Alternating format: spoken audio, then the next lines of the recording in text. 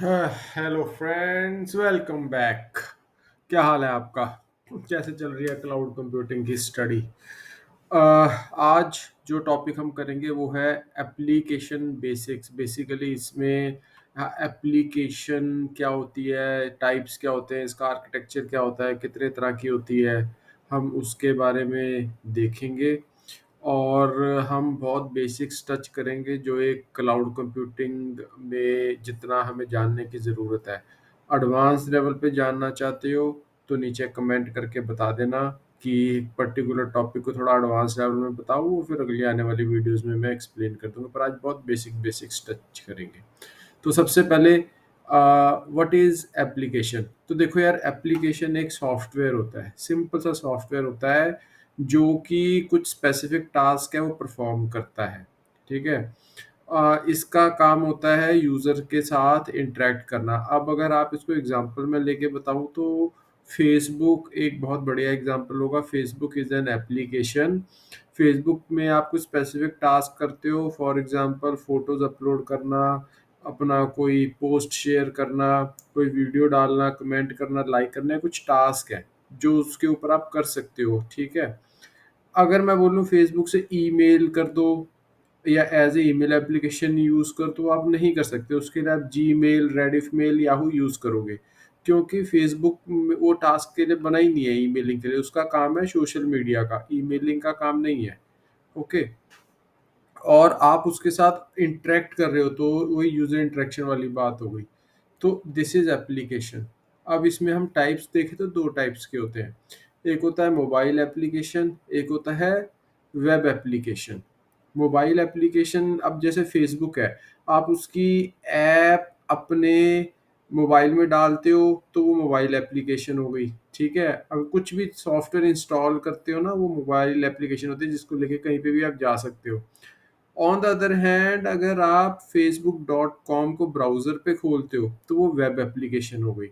उस केस में आप जो सर्वर है उसको वेब के थ्रू एक्सेस कर रहे हो, किसी ब्राउज़र के थ्रू।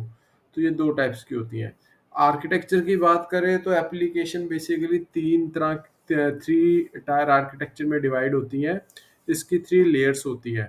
पहली होती है प्रेजेंटेशन लेयर, दूसरी होती है एप्लीकेशन लेयर, तीसरी होती है डाटा लेयर। इसको लेयर को हम टायर भी बोल सकते हैं। प्रेजेंटेशन टायर, एप्लीकेशन टायर और डाटा टायर, डिपेंड करता है, कुछ भी बोलो एक ही बात है, कोई फ़र्क नहीं पड़ता।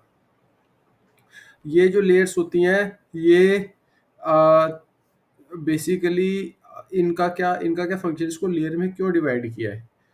तो देखो, अगर आप प्रेजेंटेशन लेयर में जो भी लॉजिकल या फिजिकल कुछ भी चल रहा है आप उस पे चेंज करोगे, उसका असर एप्लीकेशन या डाटा टायर पे नहीं पड़ेगा। अगर आप एप्लीकेशन में कुछ चेंज कर रहे हो तो आपको प्रेजेंटेशन या डाटा लेयर छेड़ने की ज़रूरत नहीं है। ये बेसिकली फ़ायदा होता है। अगर आप डाटा लेयर में कुछ कर रहे हो तो आपको एप्लीकेशन या प्रेजेंटेशन लेयर में कुछ भी चेंज करने का ज़रूरत नहीं है, सिर्फ डाटा लेयर में चेंज करोगे और सब आप आपस में जैसे जो उनकी कम्युनिकेशन चल रही है वो चलती रहेगी। अब हम एक-एक करके इन लेयर्स को देख समझने की कोशिश करते हैं क्या होता है। सबसे पहले प्रेजेंटेशन लेयर। जो प्रेजेंटेशन लेयर है, अ, इसका काम होता है कि बेसिकली ग्राफिक यूज़र इंटरफेस एक तरह से। जैसे कि आपके पास मोबाइल है, लैपटॉप है, आप उसमें facebook.com खोला है या मोबाइल में फेसबुक की ऐप खोली है, वो आपकी प्रेजेंटेशन लेयर होगी। आप इंटरैक्ट कर रहे हो। दूसरा आ गया एप्लीकेशन लेयर। एप्लीकेशन लेयर को बेसिकली मिडल लेयर भी बोल देंगे क्योंकि ये सेंटर में बैठती है, लॉजिकल टायर बोल देंगे। ठीक है, इसके ऊपर आपके सारे बिजनेस लॉजिक चलते हैं। जो भी बिजनेस रूल है, फॉर एग्जांपल फेसबुक में क्या है, कमेंट करोगे, लाइक करोगे, पोस्ट डालोगे, वीडियो डालोगे, फोटो डालोगे, है ना अपना। तो ये बिजनेस रूल है, ये एप्लीकेशन टायर पे होते हैं। और सबसे नीचे आता है डाटा टायर, जिसमें कि आपका डाटाबेस होता है। इस डायग्राम से आपको समझ में आएगा कि ये किस तरह से डिवाइड होते हैं। देखो, प्रेजेंटेशन लेयर में मेरा लैपटॉप, कंप्यूटर, मोबाइल डिवाइस ये सब आ गया। अगर मैं वेब एप्लीकेशन की बात करूँ तो मेरा Mozilla Firefox, internet explorer, Google Chrome वगैरह आ गया, उसके थ्रू ओपन होगा। या फिर मैंने स्मार्टफ़ोन, टैबलेट या किसी और प्लेटफ़ॉर्म पे मैंने एंड्रॉयड डिवाइस वगैरह पे अपनी ऐप वगैरह इंस्टॉल की है। ठीक है? उनके थ्रू मैं इंटरनेट से कनेक्ट हुआ, इंटरनेट से मैं अपने बिज़नेस टायर या फिर आप वेब टायर कह लो या एप्लीकेशन सर्वर कह लो, मैं उसको कनेक्ट हो गया। यहाँ से मेरा जो भी बिज़नेस रूल था वो चला और जो भी मेरा डाटा है वो डाटाबेस लेयर से पुल होके मुझे मिल गया। यहाँ पर एक इम्पॉर्टेंट चीज़ ये है कि प्रेजेंटेशन लेयर सिर्फ बिजनेस लेयर या मिडल लेयर या फिर वेब लेयर इससे कम्युनिकेट करेगी। प्रेजेंटेशन लेयर कभी भी डायरेक्टली डाटा लेयर के साथ या डाटाबेस सर्वर के साथ कम्युनिकेट नहीं करेगी। डाटाबेस सर्वर के साथ सिर्फ मेरा ये सेंटर वाला सर्वर जो एप्लीकेशन सर्वर या फिर वेब सर्वर भी बोल सकता हूँ, सिर्फ यही कम्युनिकेट करेगा। ओके। अब एप्लीकेशन टाइप देखो, एप्लीकेशन तो हमें समझ में आ गई, 2 तरह की होती है और 3 टायर आर्किटेक्चर होता है। अब इसकी टाइप्स क्या-क्या होती हैं? एप्लीकेशन बेसिकली एक होती है मोनोलिथिक और ये दूसरी होती है मेरी माइक्रो सर्विसेज़ आर्किटेक्चर। मोनोलिथिक को मैं बोलता हूँ टाइटली कपल्ड और माइक्रो सर्विसेज़ को बोलता हूँ लूज़ली कपल्ड। ओके। मोनोलिथिक में बेसिकली इसको आप मेरी लेगेसी एप्लीकेशन भी बोल सकते हो जो पुरानी सालों साल से चली आ रही है, पुरानी टेक्नोलॉजी है ये। Micro services is latest technology. Monolithic में जैसे मेरी इसको डेवलप करना आसान है, टेस्ट करना आसान है, डिप्लॉय करना आसान है। और आप यूजली आपने देखा होगा आपकी कोई पुरानी 15 20 25 साल पुरानी एप्लीकेशन चली आ रही है कंपनी में जिसे हम लेगेसी एप्लीकेशन बोलते हैं, वो मोनोलिथिक आर्किटेक्चर वाली एप्लीकेशन होती है। अब इस एप्लीकेशन में प्रॉब्लम क्या आती है? पहली चीज़, इसको आप वर्टिकल स्केल नहीं कर सकते। ओके, ये हॉरिजॉन्टल स्केलिंग ही होती है।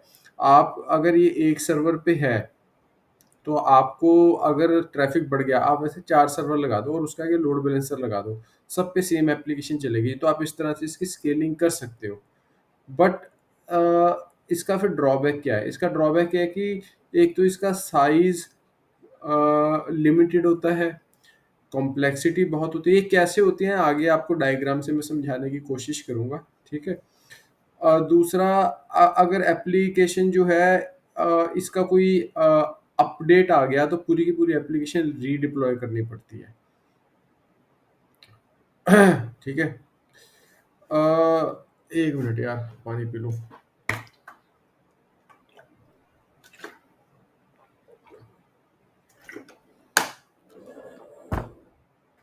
तो ये कुछ इसके ड्रॉबैक थे। अब माइक्रो सर्विसेज की बात करते हैं। माइक्रो सर्विसेज क्या है? Basically it is a distributed system.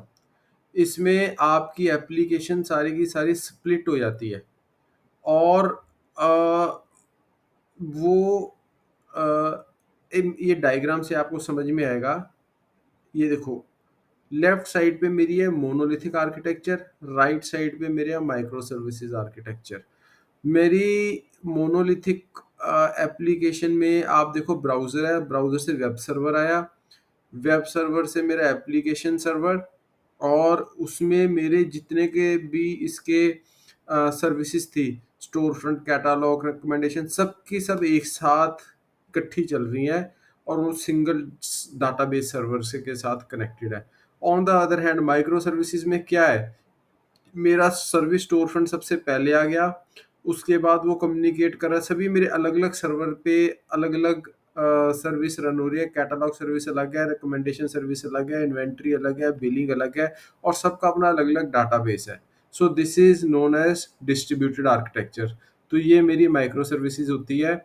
और जो मेरी लेगेसी एप्लीकेशन होती है या मोनोलिथिक एप्लीकेशन होती हैं, उनको जब मैं कन्वर्ट करता हूँ, जैसे मेरे ट्रेडिशनल डाटा सेंटर में है, वो क्लाउड में शिफ्ट नहीं हो सकती, तो मैं लेगेसी एप्लीकेशन का कैसे क्लाउड में उसको लेके जाऊँगा? तो मुझे उसकी मॉडर्नाइज़ेशन करनी पड़ेगी। तो कन्वर्टिंग यूअर monolithic और legacy application into microservices architecture application is known as application modernization। इस बारे में हम एप्लीकेशन मॉडर्नाइजेशन क्या होता है नेक्स्ट वीडियो में देखेंगे। आज का हमारा टॉपिक बस यहीं ख़त्म होता है। एक बार ये पिछली वाली स्लाइड जो है ये मैं आपको दिखा देता हूँ, माइक्रो सर्विसेज आर्किटेक्चर वाली। बाकी इस वीडियो में अगर आपको कोई भी डाउट रह गया हो, कुछ क्लियर करना हो, तो प्लीज़ नीचे कमेंट करके बताना। मैंने बहुत हाई लेवल टच किया है, ज़्यादा डीप लेवल पे नहीं गया हूँ। सिर्फ उतना ही टच किया है जितना क्लाउड कंप्यूटिंग के लिए हमें ज़रूरत है। ओके।